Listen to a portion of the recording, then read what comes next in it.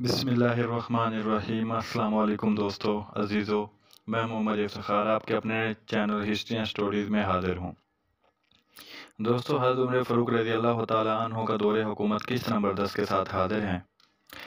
واقدی رحمۃ اللہ علیہ کہتے ہیں کہ حضرت ابو عبیدہ بن جراح نے جب رومیوں کی اس قدر کثرت دیکھی تو بلند آواز سے مسلمانوں کی طرف مخاطب ہو کے فرمانے لگے، یا معاشر المسلمین، ہمت نہ ہار بیٹھنا، ورنہ ہوا اکھڑ جائے گی، تمہاری ہیبت ان کے دلوں سے نکل جائے گی، اور یہ تمام جگہ مشہور ہو جائے گا کہ اہل بائلبک نے عربوں کو مار مار کر بھگا دیا۔ ہر بات میں صبر کرو، اللہ تعالیٰ صابروں کے ساتھ ہے۔ مسلمانوں نے جواب دیا، یا امیر المومنین، آپ مطمئن رہیں، ہم انشاءاللہ تعالیٰ اپنی جانیں لڑا دیں گے اور جہاں تک ہوگا کوششیں صرف کر دیں گے۔ کہتے ہیں کہ پہلے دن کی جنگ دیکھ کے رومیوں کے حوصلے بنسبت مسلمانوں کے بلند ہو گئے تھے، اس لیے انہوں نے ایک سخت حملہ شروع کر دیا۔ حضرت سہیل بن صبا عیسیٰ کہتے ہیں کہ بائلبک کی لڑائی میں بھی موجود تھا۔ دوسرے دن بہت زیادہ مضبوطی اور دلاوری کے ساتھ انہوں نے ہم پر حملہ کیا اور پہلے دن سے زیادہ تیار ہو کر نکلے۔ میں اس روز زخمی تھا، میرے دہنے بازو میں ضرب آ گئی تھی، جس کی وجہ سے میں ہاتھ کو حرکت نہیں دے سکتا تھا اور نہ کسی تلوار کو اٹھا سکتا تھا۔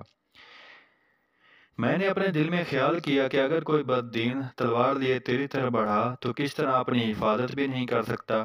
یہ سوچ کر میں باپیادہ ہوا اور گھوڑے سے اتر کر اپنے ساتھیوں سے علیحدہ ہو کے پہاڑی کی ایک بلند چوٹی پہ چڑھ گیا۔ یہاں چونکہ میں دونوں لشکروں سے اونچا بیٹھا ہوا تھا، اس لیے لڑائی کا منظر بالکل سامنے تھا۔ رومی بڑھ بڑھ کر عربوں پر حملہ کر رہے تھے، مسلمان چلا رہے تھے، ان نصر ان نصر، یعنی مدد مدد۔ حضرت ابو عبیدہ بن جراح مدد و نصرت کا وعدہ فرماتے جاتے تھے۔ مسلمانوں کے قبیلے اور گروہ اپنی اپنی بڑائی اور فخر بیان کر رہے تھے۔ میں پہاڑ پر ایک پتھر کے پیچھے بیٹھا ہوا دیکھ رہا تھا کہ تلواریں خود اور ڈھالوں پر چھنا چھن پڑ رہی تھیں۔ شمشیر کی ہر ضرب سے چنگاریاں اڑ اڑ کے آگ جھڑتی ہوئی دکھائی دے رہی تھیں۔ دونوں فریق ایک دوسرے سے مل گئے تھے اور ایک گھمسان کرن پڑ رہا تھا۔ میں یہ سما دیکھ کر اپنے دل میں کہا کہ مسلمانوں کے سردار کے ساتھ جب اس طرح رن پڑ رہا ہے اور وہ ایک ایسی جنگ میں گھرا ہوا ہے تو سعید بن زید اور زرار بن ازور کا ان بند دروازوں پر رہنا کوئی فائدہ نہیں بخش سکتا۔ ارض شام میں ہمارا یہ اصول مقرر تھا کہ اگر ہم کسی وقت آپس میں اکٹھے اور جمع ہونا چاہتے تھے تو رات کو آگ اور دن کو دھواں دیا کرتے تھے۔ اس لیے میں فوراً درختوں کے پاس جا کر لکڑی توڑ توڑ کر جمع کرنے لگا اور ایک دوسرے پر لکڑی رکھ کے چکماک سے آگ لی اور چھوٹی چھوٹی لکڑیوں میں پہلے آگ لگا کر پھر سوکھی لکڑی پر ہری سبز لکڑی رکھ دی، جس کی وجہ سے دھواں اٹھنے لگا۔ تھوڑی دیر کے بعد دھواں اس قدر بلند ہوا کہ آسمان سے باتیں کرنے لگا، حتیٰ کہ حضرت سعید بن زید اور ان کے ساتھیوں نے حضرت زرار بن ازور اور اس کے ہمایوں نے بھی اسے دیکھا، اور اس کے دیکھتے ہی اس نے ایک دوسرے کو پکارنا شروع کیا کہ اللہ تعالیٰ تم پر رحم فرمائے، جلدی چلو اور اپنے سردار کی خبر لو۔ یہ دھواں بغیر کسی بڑی علت کی وجہ سے کیا گیا ہے، بہتر یہی ہے کہ ہم سب گھوڑے پر سوار ہو جائیں اور ایک جگہ جمع ہو جائیں۔ چنانچہ یہ تمام حضرات گھوڑوں پر سوار ہو کے اس وقت پہنچے جب لڑائی اپنے پورے شباب پر تھی، تلواریں چمک رہی تھیں، سر کٹ کٹ کر گر رہے تھے، باوجود سردی کی شدت کے لوگ پسینے میں شرابور ہو رہے تھے۔ مسلمانوں پر عرصہ میدان تنگ ہو رہا تھا، استقلال کا دامن قریب تھا کہ ہاتھ سے چھوٹ جائے۔ آفتاب خوب بلند ہو گیا تھا، ہر طرف گھبراہٹ اور بے چینی پھیل رہی تھی، کلیجے منہ کو آ رہے تھے، شمشیر باران بڑھ بڑھ کر اپنا کام کر رہی تھی، لڑائی کے شعلے بھڑک رہے تھے، ہر شخص اپنے مقابلے کے مقابل میں استقلال دکھا رہا تھا کہ مشرکین پر بلا کے آثار نمودار ہوئے اور حاطف غیب نے زور سے ایک آواز لگائی، یعنی اے حاملان قرآن، تمہارے پاس رحمان کی طرف سے مدد آ گئی ہے اور صلیب کے بندوں کے مقابلے میں تمہاری مدد کی گئی۔ حضرت سعید بن زید اور حضرت زرار بن ازور اپنے سواروں کو آگے آگے نیزے تانے، تلواریں میان سے نکالے، گھوڑوں کو سر پر ڈالے، جبکہ رومیوں کو اپنی فتح کا یقین ہو چکا تھا، زہر ہوئے۔ مسلمانوں کے پرچر ہوا میں لہرائے، موحدوں کے لشکر فوجی نشان میدان کاردار میں اڑانے لگے تو انہیں ان آنے والوں کے حالات معلوم کرنے کے لیے پیچھے مڑ کر دیکھنا پڑا۔ اب ان کی آنکھ کھلی کہ غنیم ہمارے اور ہماری عورتوں، بچوں اور اولاد کے موبائل حائل ہو گیا۔ بجائے فتح کے نعروں کے آہ و ویلا کی آوازیں بلند ہوئیں اور اللہ کے دشمنوں کے دل میں یہ یقین ہو گیا کہ مسلمانوں کی مدد کو فوج پہنچ گئی اور ہمارے سردار نے ہمارے ساتھ مکر و فریب کیا۔ ان کے سردار نے ان کی جب یہ سستی دیکھی تو انہیں ایک ڈانٹ پلا کے کہنے لگا، کم بختو، شہر کی طرف نہ لوٹو اور میدان سے پیٹھ دے کر گھروں کی طرف نہ بھاگو۔ مسلمانوں کا لشکر تمہارے اور شہر کے مابین حائل ہو گیا ہے۔ یہ بھی ایک عربوں کی ایک فطرت اور چلاکی ہے اور کچھ بھی نہیں۔ رومی یہ سنتے ہی ایک دوسرے کی مدد کرتے تمام کے تمام اپنے سردار کے گرد جمع ہو گئے اور انہیں لے کر بائی سمت ایک پہاڑ کی طرف چلا۔ حضرت سعید بن زید اور زرار بن ازور اپنے اپنے دستوں کو لیے ہوئے شہر پناہ کی دائیں جانب سے چونکا آ رہے تھے، اس لیے حملہ کرتے ہوئے ان کے پیچھے ہوئے اور تعاقب کرتے کرتے رومی جس پہاڑ کی کھو میں، جو ایک نہایت محفوظ جگہ تھی، پناہ لینا چاہتے تھے، اس پہاڑ تک پہنچ گئے۔ رومی جس وقت اس کھو یا حصار میں پناہ گزین ہو گئے تو چونکہ ان کا تعاقب کرنے والے حضرت سعید بن زید تھے، انہوں نے فوراً اپنے 500 سواروں کے دستہ کے ساتھ انہیں چاروں طرف سے گھیر لیا۔ ادھر حضرت ابو عبیدہ بن جراح نے جس وقت رومیوں کو ہزیمت کھا کر بھاگتے اور اپنی جانوں کو بچا کے پہاڑ کی طرف جاتے دیکھا تو آپ نے مسلمانوں کو مخاطب کر کے بلند آواز سے فرمایا، یا معاشر المسلمین، خبردار کوئی شخص ان کا تعاقب نہ کرے اور اپنی فوج سے کوئی سپاہی متفرق اور جدا نہ ہو۔ ممکن ہے کہ رومیوں نے دانشتہ ہزیمت کھا کر تمہارے فریب دینے کے واسطے فرار اختیار کیا ہو کہ جس وقت تمام جماعت کا شرارہ بکھر جائے اور تمہاری جمعیت متفرق ہو جائے تو پھر اچانک لوٹ کر تم پر ایک اور سخت حملہ کر دے اور ایک شخص کو جام شہادت پلا دے۔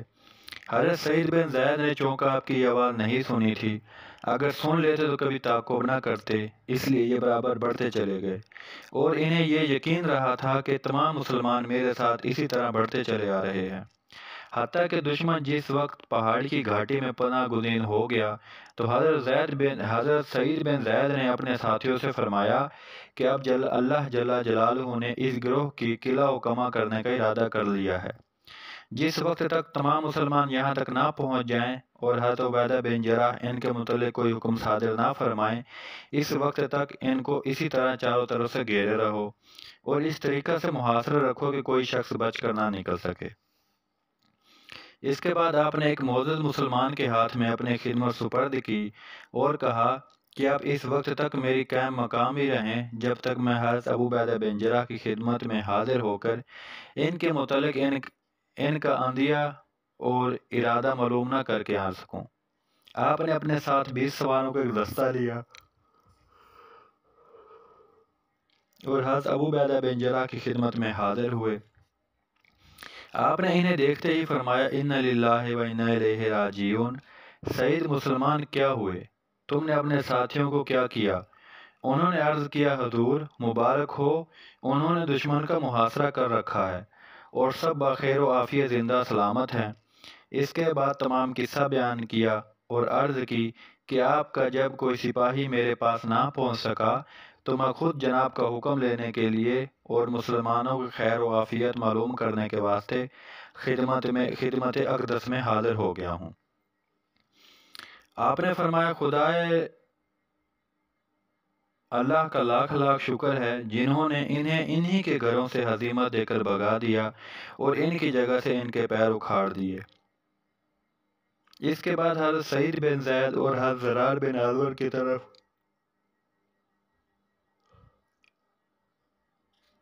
متوجہ ہوئے اور فرمایا، اللہ تعالیٰ تمہیں جزائے خیر عنایت کریں۔ میں نے تو تمہیں شہر کے دروازوں پر متعین کر کے یہ حکم دیا تھا کہ ادھر سے رومی نہ آنے پائیں، پھر تم نے میرے حکم کی خلاف ورزی کر کے یہ کیسے جرأت کی کہ فوراً اس طرف چلے آئے، اور تمہیں کس نے اتنی ہمت دلائی کہ میری مخالفت کر بیٹھے؟ تم دونوں نے میرے اور میرے ساتھیوں کے دلوں کو بیدار کر دیا اور میں نے یہ سمجھ لیا کہ تمہارے تمام ساتھی شہید ہو گئے اور رومیوں نے تمہیں ہزیمت دے دی۔ اسی واسطے میں نے اپنی فوج کو منع کر دیا تھا کہ وہ مفرورین کا تعاقب نہ کریں۔ حضرت سعید بن زید نے عرض کیا، یا امیر، واللہ میں نے آپ کے حکم کی نافرمانی نہیں کی اور آپ کی کسی قول کی مخالفت نہیں کی۔ جس طرح جناب نے حکم دیا تھا ہم اسی طریقہ اور سمجھ پر قائم تھے اور اسی مقام پر جہاں اور جس جگہ کے لیے حضور نے ارشاد فرمایا تھا پڑے ہوئے تھے کہ اچانک ہمیں ایک دھواں اٹھتا دکھلائی دیا جو بڑھتا بڑھتا بہت اونچا ہو گیا تھا۔ ہم نے اسے دیکھ کر آپس میں یہ کہا کہ یا تو یہ رومیوں کے اہم ترین اور سخت کاموں میں سے کوئی کام ہے اور یا مسلمانوں نے ہمارے بلانے کے لیے ایسا کیا ہے۔ اس لیے ہم نے آپ کی طرف آنے میں جلدی کی اور چلے آئے اور جو کام یہاں آ کے کیا وہ آپ کے سامنے ہے۔ محاصرہ کر لینے کے بعد ہمیں خیال پیدا ہوا کہ اگر ہم یہیں ٹھہرے رہے تو مبادا کہ کہیں جناب کی رائے کے خلاف ہو یا ہمارا کوئی کام حکم عدولی کے مترادف سمجھا جائے، اس لیے یہاں آپ کی خدمت میں حاضر ہو گئے۔ آپ نے فرمایا، اللہ اکبر وما توفیقی الا باللہ، اللہ کی قسم جس وقت رومی ہمارے لشکر پر آ پڑے تھے اور انہوں نے حملہ کر دیا تھا تو میں نے اپنے دل میں کہا تھا کہ کاش کوئی سعید اور زرار کو پکار کر کہہ دیتا کہ وہ اپنے ساتھیوں کو لے کر آ جائیں، یا پہاڑ پر چڑھ کر کوئی دعا ہی کر دیتا کہ وہ اسے دیکھ کر یہاں آ جائے۔ حضرت سعید بن زید نے کہا کہ واللہ یا امیر المومنین، میں نے پہاڑ پر ایک آگ روشن دیکھی جس کا دھواں آسمان کے کناروں تک پہنچ رہا تھا۔ یہ باتیں ہو رہی تھی کہ آپ نے مسلمانوں کی طرح مخاطب ہو کر بلند آواز سے فرمایا، معاشر المسلمین، تم میں سے کون شخص ہے جس نے پہاڑ پر آگ جلائی تھی یا دھواں کیا تھا؟ سہیل بن صباح کہتے ہیں کہ جس وقت میں نے یہ آواز سنی تو میں فوراً لبیک کہہ کر حاضر خدمت ہو گیا، کیونکہ میں رومیوں کی ہزیمت کے بعد پھر لشکر میں ہی آ ملا تھا۔ میں جس وقت جناب کی خدمت میں حاضر ہوا ہوں تو آپ نے ہمیں اللہ تبارک و تعالیٰ اور جناب محمد رسول اللہ صلی اللہ علیہ وسلم کی صداقت کی قسم دے رہے تھے۔ میں نے عرض کیا کہ حضور یہ کام میں نے کیا تھا۔ آپ نے فرمایا تمہیں اس کی کیا ضرورت لاحق ہوئی تھی؟ میں نے کہا وہ تمام قصہ آپ کے سامنے بیان کر دیا۔ آپ نے فرمایا تمہیں اللہ جل جلالہ نے جنت کی توفیق عنایت فرما دی تھی۔ آئندہ سے اپنے سردار کے حکم کے بغیر کسی نئے کام کے کرنے کے معترض نہ ہونا۔ واقعی رحمۃ اللہ علیہ کہتے ہیں کہ حضرت ابو عبیدہ بن جراح سہیل بن صباح سے یہ باتیں کر ہی رہے تھے کہ دفعتاً ایک شخص پہاڑ سے اتر کر چلانے لگا، چلو چلو اپنے مسلمان بھائیوں کی خبر لو، انہیں رومیوں نے گھیر لیا ہے اور وہ نہایت سختی میں مبتلا ہیں۔ اس کی وجہ یہ ہوئی کہ حربیس ملعون نے جب مسلمانوں کی تعداد کم دیکھی تو اپنی قوم کو مخاطب کر کے چلانے لگا، مسیح کے پرستاروں، دوڑو دوڑو اور اس چھوٹی سی جماعت کو جو تمہیں گھیرے ہوئی ہے لے لو اور قتل کر دو، پھر خوشی سے شہر میں داخل ہو جاؤ۔ اگر تم نے انہیں تلوار کے گھاٹ اتار دیا تو عربوں کی تعداد کم پڑ جائے گی اور یہ تمہارے شہر کا محاصرہ چھوڑ کر بھاگ جائیں گے۔ مصعب بن عدی تنوخی کہتے ہیں کہ جنگ بیلبک میں حضرت سعید بن زید کی جمعیت میں شامل تھا۔ ہم نے حربیس اور اس کے ساتھیوں کو اس حصار میں 500 سواروں کے ساتھ محاصرے میں لے رکھا تھا۔ ہمیں رومیوں کی کسی بات کا علم اس وقت تک نہیں ہوا جب تک وہ چاروں طرف سے دوڑ دوڑ کر ہم پر نہ گرنے لگے۔ ہم نے ایک دوسرے کو پکارنا شروع کیا اور ہم ایک جگہ جمع ہو گئے۔ اللہ کی قسم میں شام کی اکثر لڑائیوں میں شامل رہا ہوں مگر میں نے ان لوگوں سے زیادہ سخت کسی کو نہیں دیکھا جو بیلبک کے سردار کے ساتھ جمع تھے۔ یہ لوگ نہایت ثابت قدم اور تمام رومیوں سے زیادہ لوہے کے مقابلے میں ڈٹ کر لڑنے والے تھے۔ واللہ انہوں نے ہم پر ہجوم کر دیا اور ہماری طرف بڑھے چلے آئے، حتیٰ کہ بجائے اس کے کہ ہم نے ان کا محاصرہ کر رکھا تھا الٹا انہوں نے ہمیں گھیر لیا۔ ہمارا اس دن کا شمار اور آپس میں ایک دوسرے کے ساتھ گفتگو کرنے کی یہ علالت تھی کہ صبر الظفر یعنی صبر کے بعد ہی فتح ہوتی ہے۔ ہم نہایت بے جگری سے مقابلہ کر رہے تھے۔ یہ حرب ہمیں نہایت قرب و بلا معلوم ہو رہی تھی کہ ہم نے اچانک ایک بلند آواز جو پہاڑوں سے ٹکرا رہی تھی سنی۔ ایک کہنے والا کہہ رہا تھا اور ایک منادی کے زور زور سے ندا کر رہا تھا، یعنی کیا کوئی ایسا شخص نہیں ہے جو اللہ تبارک و تعالیٰ اور اس کے نبی برحق محمد صلی اللہ علیہ وسلم کے واسطے اپنی جان ہبا کر کے مسلمانوں سے ادھر چلنے کے لیے کہہ دے کہ وہ ہم سے حالانکہ یہیں قریب ہیں، مگر انہیں خبر نہیں کہ ہم پر کیا بلا نازل ہو رہی ہے۔ میرے پاس اس وقت ایک نہایت سبا رفتار گھوڑا تھا جو بجلی کی طرح ادھر سے ادھر کوند کر جا پڑتا تھا۔ یہ آواز سن کر میں نے گرم کرنے کے لیے اسے ہنٹر کا ایک ہاتھ رسید کیا۔ ہاتھ کا کھانا تھا کہ گھوڑا ہوا ہو گیا، اور باوجود اس کے کہ میں نے رومیوں کے 2-3 آدمیوں کو تلوار کے گھاٹ اتار دیا تھا، کوئی رومی میرے گھوڑے کے گرد کو بھی نہ پہنچ سکا۔ گھوڑے کا اس وقت یہ حال تھا کہ پتھر کی بڑی بڑی چٹانیں کودتا پھاندتا بجلی کسی طرح میرے رانوں سے نکلا چلا جا رہا تھا، حتیٰ کہ یہ ہوا کہ یہ ہوا کو چیرتا پھاڑتا مسلمانوں کے لشکر تک اسی طرح چلا گیا۔ میں نے قریب پہنچ کر مسلمانوں کو پکار پکار کر کہنا شروع کیا، چلو چلو۔ حضرت عبیدہ بن جرح نے میری آواز سن کر تیر اندازوں کو پکارا۔ عربی کمان لیے ہوئے آپ کے پاس 113 انداز جمع ہو گئے۔ آپ نے انہیں حضرت سعید بن زید کے سپرد کر کے فرمایا کہ قبل اس کے کہ دشمن تمہارے ساتھیوں پر درات دستی کرے، ان میں فوراً جا ملو۔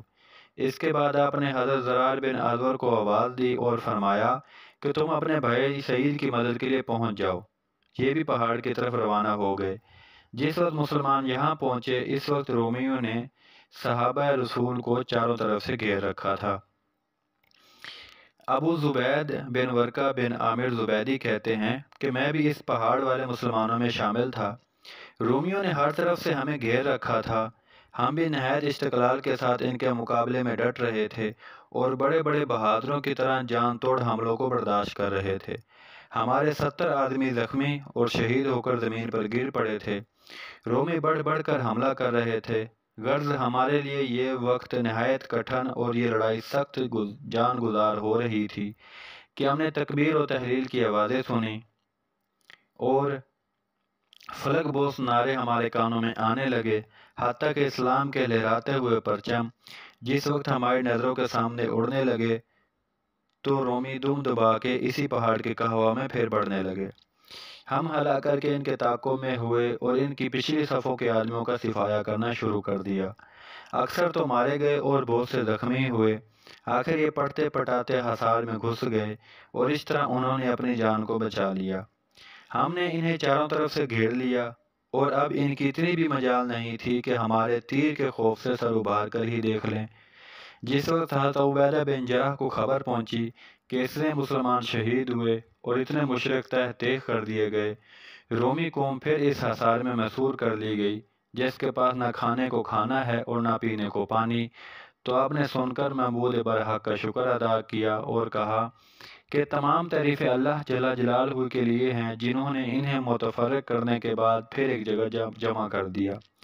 اس کے بعد آپ نے اس آیت کی تلاوت کی جس کا ترجمہ کچھ یوں ہے، اور پردہ ڈالا گیا ان کے اور ان کے اسی چیز کے درمیان میں جسے وہ چاہتے تھے، جیسا کہ کیا گیا تھا ان کے پہلوں کے ساتھ، اور وہ تھے اضطراب میں ڈالنے والے شک میں۔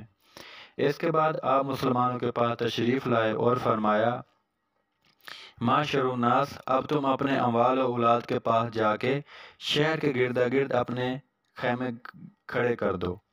اللہ جل جلالہ نے اب تمہارے دشمنوں کو ذلیل کر کے اپنا وعدہ پورا کر دیا ہے۔ مسلمان یہ خبر سن کر جہاں پہلے ٹھہرے ہوئے تھے آئے، اپنے خیموں کو نصب کیا۔ دشمن کی خبر لانے کے لیے لشکر طلایہ مقدمۃ الجیش ہر اولین ڈوری مقرر کی، چراگاہ کی طرف گھوڑے اور اونٹ روانہ کیے، غلاموں کو جنگل سے لکڑی لانے کے لیے کہا، آگ لشکر میں ہر جگہ روشن کی۔ خوف و دہشت کا فور ہو گیا اور اس کی جگہ اطمینان اور سکون نے جگہ لی۔ اہل بیلبک نے شہر پناہ پر چڑھ کر آہ و ویلا اور خود کو نوچنا اور اپنی زبان میں چیخنا چلانا شروع کیا۔ حضرت ابو عبیدہ بن جرح نے ترجمان سے فوری دریافت کیا کہ یہ لوگ کیا کہتے ہیں۔ اس نے کہا، یا امیر، اپنی سختی، ملک کی تباہی، گھر بار کی ویرانی، اپنے لوگوں کی موت اور ہلاکت کو یاد کر کے، جیسا کہ یہاں اہل عرب آئے ہیں، ہم پر یہ آفتیں آ رہی ہیں کر کے رو رہے ہیں۔ دوستو، 11 نمبر قسط کا یہیں اینڈ ہوتا ہے۔ انشاءاللہ 12 نمبر قسط کے ساتھ بہت جلد حاضر ہوں گے۔ دوستو ویڈیو ضرور دیکھیں، کمنٹ باکس میں کمنٹ ضرور کریں، ویڈیو آپ کو کیسی لگی پلیز ضرور بتائیں اور ویڈیو کو شیئر ضرور کریں۔ دوستو یہ ہمارے صحابہ اکرام کی بہادریاں، ان کے مارکے، ان کی لڑائیاں اور ان کا تلوار کا استعمال، مسلمانوں کی بہادری اور شہادت کی طرف رجوع ہونا، ان سب کے متعلق یہ حضرت عمر فاروق رضی اللہ تعالیٰ عنہ کا دور حکومت بیان کر رہا ہوں۔ دوستو پلیز ویڈیو کو شیئر ضرور کیجیے گا تاکہ ہمارے زیادہ سے زیادہ مسلمان بھائیوں کو ہمارے صحابہ کرام کے مارکوں کے بارے میں اور ہمارے صحابہ کرام کی بہادری کے بارے میں پتہ چلے۔ شکریہ۔